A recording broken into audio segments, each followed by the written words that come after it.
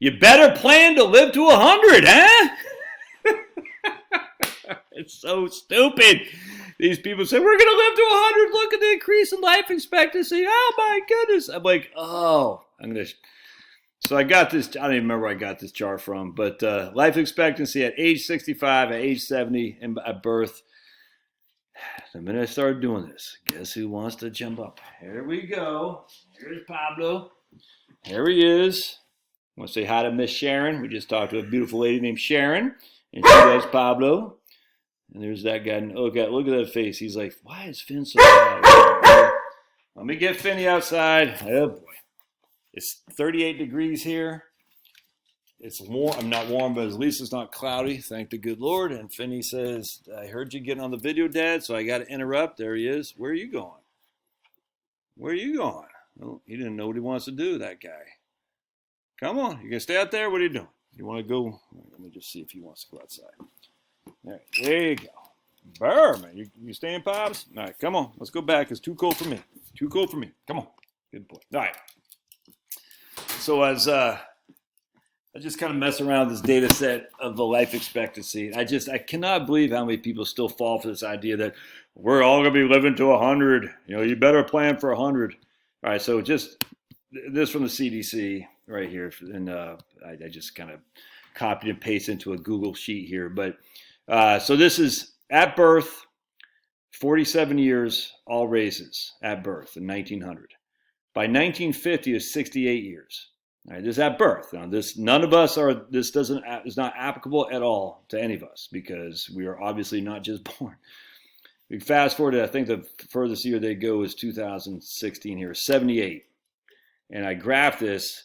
Look at that remarkable jump at birth, and look how just level that has been. If you think that means that you're going to live to 100 or 120, as some futurist in my business does, I got some oceanfront property in Wisconsin, because that's just silly. All right, but we don't just look at birth. So what made that big change there? Let's take a look. What made that, Josh? Was it vaccines or was it something else? Let's take a look.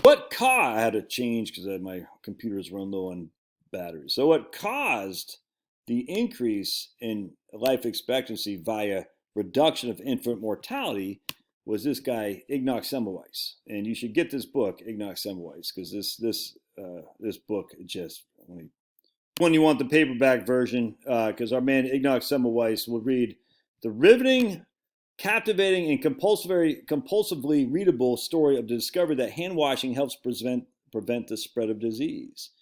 All right, it's such a good book, man.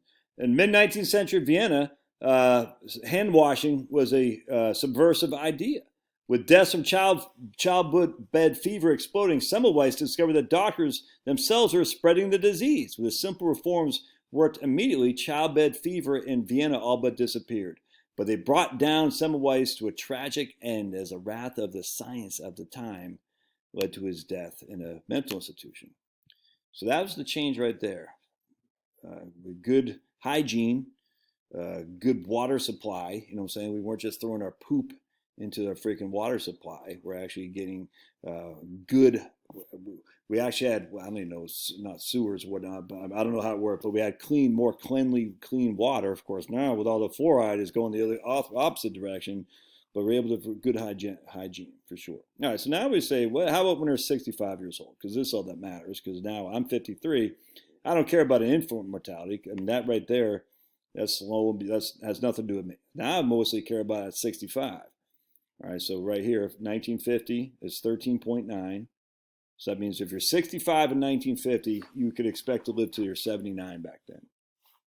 All right, fast forward till 2016, 19.4 years. So literally from 1950 to 70 years later, we've gone from 13.9, just keep screwing that up, to 19.4. Look at this. I mean, that's a trajectory, but it's certainly not indicative at all. Look at that. Look how linear it's been since 2010 as well. Certainly not indicative of we're going to live to 120. That's just silly. At 75, it was at 10, in 1980, it was 10.4, 12.2. So if you survive till 75, you increase your life expectancy. That's about 20%, I grant you, but you went from 10.4 to 12.2. You really think you're going to live to 120 based on this? And that's before, you know what happened. I mean, well, not, what's this one right here? White, not Hispanic, black, not as a specified age and year. All right. Anyway, so anyway, the likelihood of this being indicative at all, this says 75. There's nothing at all remotely level to this jump right here because of we got better hygiene and clean water. Again, could you die at 100? Sure. Sure. More people dying at 100. That's just a fact. But should you plan to 100? No. It's silly, man.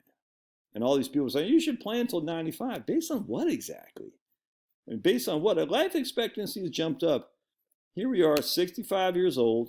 In 1950, it jumped from, we're going to live till we're basically 80, 79, to 2016, we're going to live to, we're 85. That's 6 years. That's not indicative at all of living to 100, 95, 120. That's just stupid.